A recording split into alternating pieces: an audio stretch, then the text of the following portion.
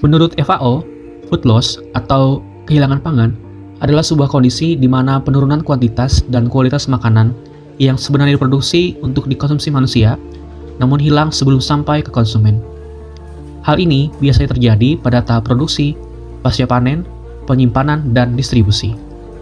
Misalnya akibat penanganan yang tidak tepat, kerusakan saat pengangkutan, atau fasilitas penyimpanan yang kurang memadai. Sementara itu, food waste atau pemborosan pangan merujuk pada makanan yang masih layak dikonsumsi tetapi terbuang karena dibiarkan rusak, tidak dihabiskan, atau disimpan melebihi tanggal kadaluarsa. Kondisi ini umumnya terjadi di tingkat pengecer, restoran, dan rumah tangga. Kedua hal ini bukan hanya berdampak pada ketahanan pangan, tetapi juga menimbulkan kerugian ekonomi dan tekanan terhadap lingkungan karena sumber daya seperti air, lahan, dan energi telah digunakan untuk memproduksi makanan yang akhirnya tidak dimanfaatkan. Menurut FAO, penyebab utama food loss adalah penanganan pasca panen yang kurang tepat, keterbatasan penyimpanan dan transportasi, serta umur simpan produk yang pendek. Sementara itu, food waste menurut Bappenas banyak terjadi di rumah tangga dan retail akibat perilaku konsumsi seperti memasak berlebihan atau membuang makanan yang masih layak. Grafik Bappenas ini menunjukkan peningkatan timbulan food loss dan food waste di Indonesia dari tahun 2000 hingga 2019. Kehilangan terbesar terjadi pada tahap produksi dan konsumsi, diikuti pasca panen dan distribusi. Tren ini menandakan perlunya efisiensi rantai pasok dan perubahan perilaku konsumsi agar limbah pangan dapat ditekan dari hulu ke hilir.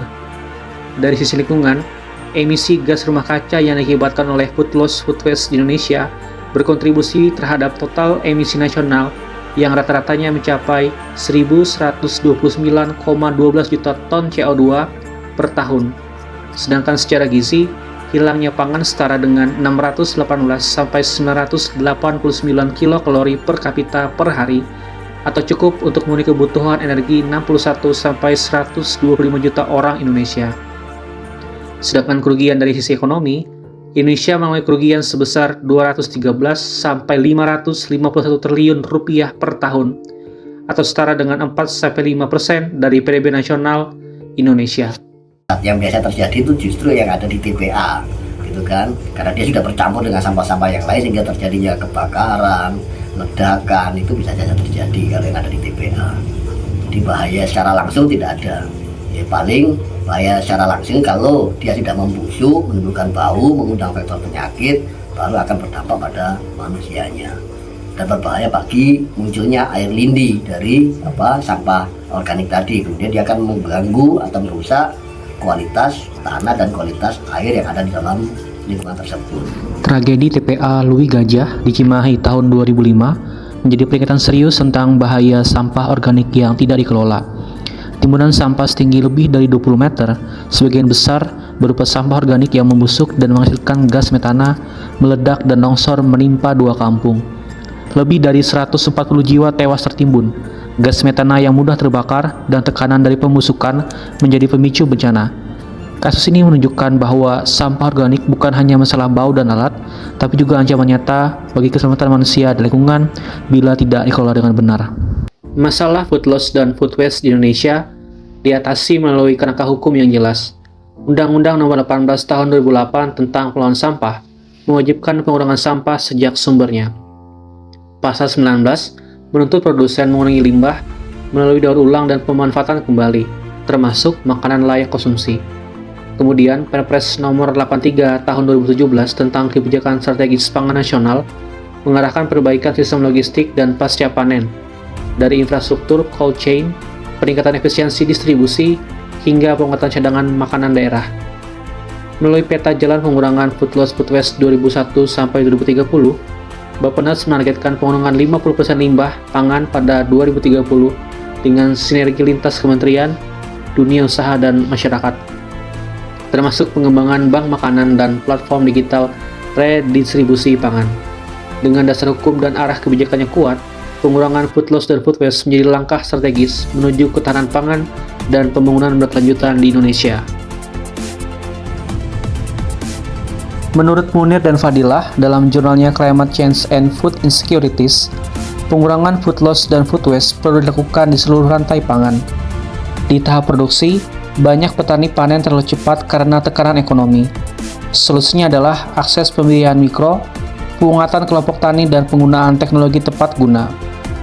Pada pasca panen dan penyimpanan, kerugian besar terjadi akibat minimnya cold storage. Indonesia baru punya sekitar 10% dari kebutuhan nasional. Pemerintah perlu berinvestasi pada fasilitas pendingin, transportasi, dan pasar. Di distribusi dan pemasaran, diperlukan perbaikan logistik, pelonggaran standar visual di supermarket, dan dukungan penjualan langsung ke petani ke konsumen. Sementara pada tahap konsumsi, solusi utamanya adalah perubahan perilaku melalui edukasi publik, kampanye anti pemborosan, serta pendekatan kultural dan religius. Mengurangi limbah pangan berarti menjaga sumber daya alam dan memperkuat ketahanan pangan bangsa.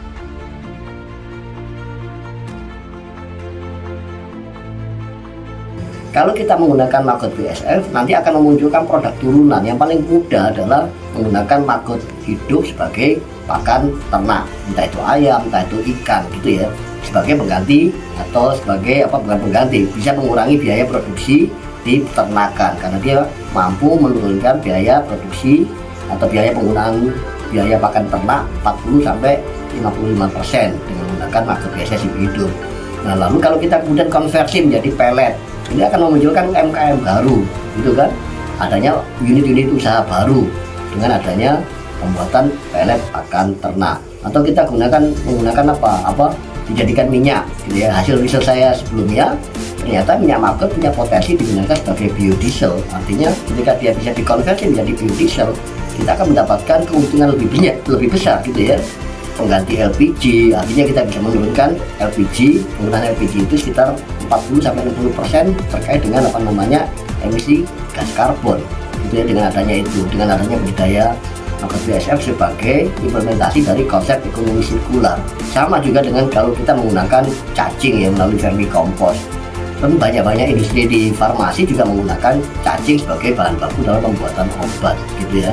Makanya konsep ekonomi sirkular ini sebenarnya juga dapat diaplikasikan atau diimplementasikan dalam limbah organik, karena hasil studi sebelumnya juga sudah banyak yang mengungkap bahwa sampah organik ini juga punya potensi mengikuti konsep ekonomi sirkular yang sekarang lagi digaungkan oleh pemerintah.